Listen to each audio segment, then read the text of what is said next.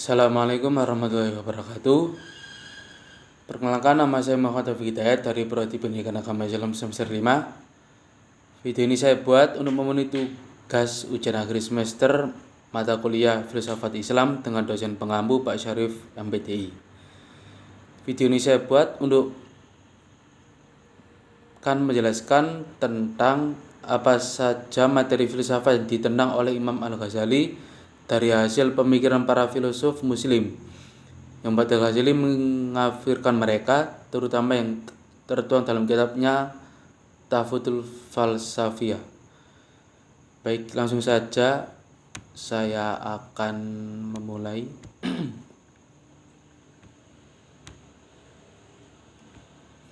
Saat ini perkembangan filsafat di dunia Islam sangat memprihatinkan.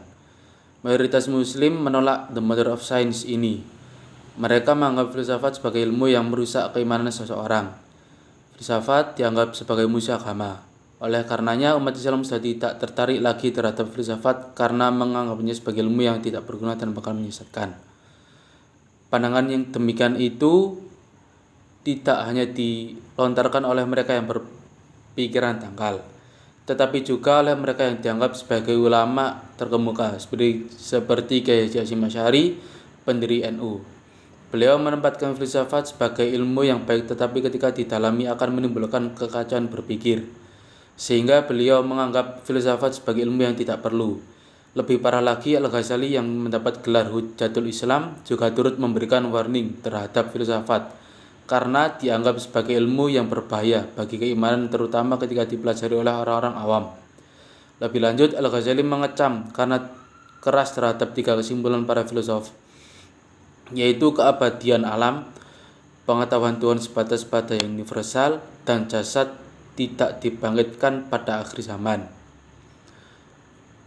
Rupanya Al-Ghazali telah salah paham terhadap 2 dari 3 kesimpulan para filosof tadi. Pertama, mengenai keabadian alam atau kekodiman alam. Al-Ghazali menganggap bahwa filosof telah musyrik karena ada 2 entitas yang sama-sama kodim, yaitu Tuhan dan alam, padahal yang kodim hanyalah Tuhan, sehingga beliau menyimpulkan bahwa alam ada dengan sendirinya tanpa membutuhkan Tuhan. Sebenarnya alam disebut kodim oleh filosof bukan berarti keberadaan alam itu tidak butuh kepada Tuhan. Memang secara temporal atau zamani, Tuhan dan alam sama-sama ada sebelum adanya ruang dan waktu.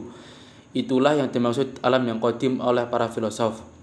Sementara jika dilihat dari zatnya atau zati, keberadaan alam itu butuh kepada Tuhan, sehingga alam itu tetap baru atau hadis sebagai lawan dari abadi atau kodim. Maka secara temporal alam bersifat kodim, tetapi secara zat alam tetap bersifat hadis. Itu yang disalahpahami oleh Al-Ghazali.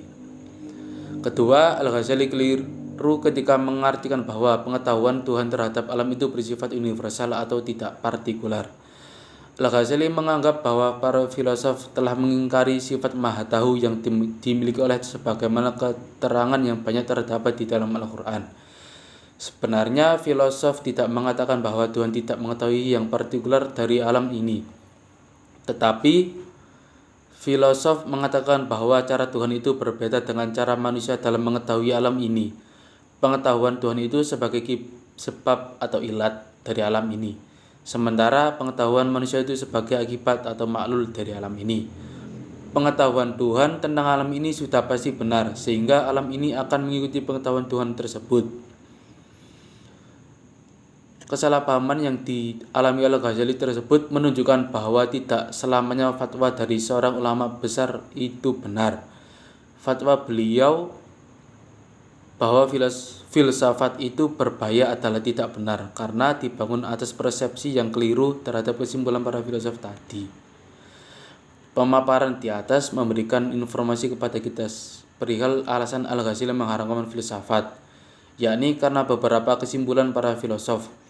Kesimpulan-kesimpulan tersebut sebenarnya berkaitan dengan ajaran Neoplatonisme yang muncul pada abad ke-2 Masehi.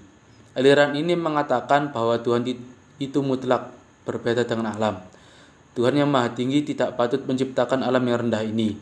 Maka untuk menjelaskan bagaimana terciptanya alam ini, aliran Neoplatonisme menganggap bahwa ada yang mewakili Tuhan untuk mengatur alam ini, yakni yang dinamakan dengan nous atau akal.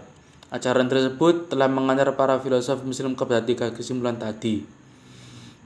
Dengan demikian, sebenarnya Al-Ghazali tidak menolak keseluruhan sistem filsafat yang selama ini dibangun.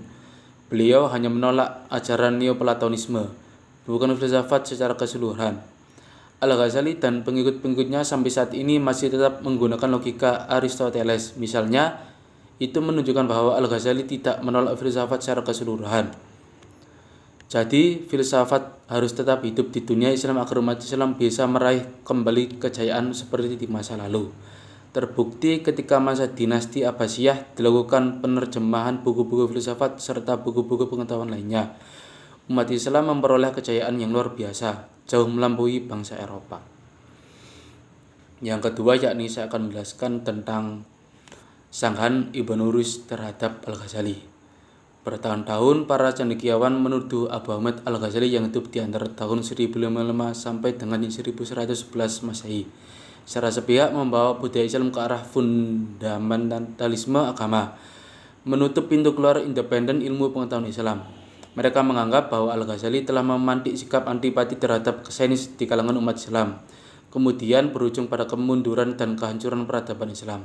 Setidaknya ini menurut para akademis dan orientalis. Alasannya jelas, sikap Al-Ghazali terhadap filsafat terlihat ambivalen. Pada satu sisi, ia menerima beberapa bagian dari filsafat, seperti ilmu alam dan logika. Di sisi lain, Al-Ghazali berusaha menguasai filsafat untuk melakukan kritikan terhadapnya.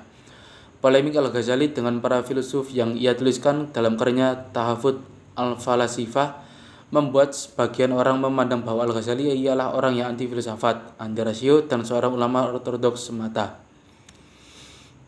Dari sini kemudian Al-Ghazali banyak mendapat kecaman, dituding sebagai seorang yang bertanggung jawab memundurkan capaian intelektual umat Islam. Dalam buku tersebut, ia menerangkan kelemahan-kelemahan argumentasi para filsuf Barat dan Muslim, terutama pemikiran Ibnu Sina dan Al-Farabi. Al-Ghazali mengkritik para filsuf dengan menyanggah 3 butir pendapat, yaitu kadimnya alam, Allah tidak tahu atau juz'iyat dan partikular, serta kebangkitan jasmani dan akhirat. Bahkan sekan Al-Ghazali menghukumi kafir. Tak ada satupun filsuf Muslim yang berani untuk menjawab kritik terhadap Al-Ghazali, kecuali Ibnu Rushd. Filsuf Muslim asal Andalusia Ibnu Rushd menyanggah argumen Al-Ghazali dengan karyanya yang berjudul Tahafut al-Tahafut. Menurutnya, bukan argumen filsuf Muslim yang sesat pemikirannya, melainkan pemikiran Al-Ghazali yang keliru atau rancu dalam menanggapinya. Ibnu Rushd yang hidup di antara tahun 1126 Masehi hingga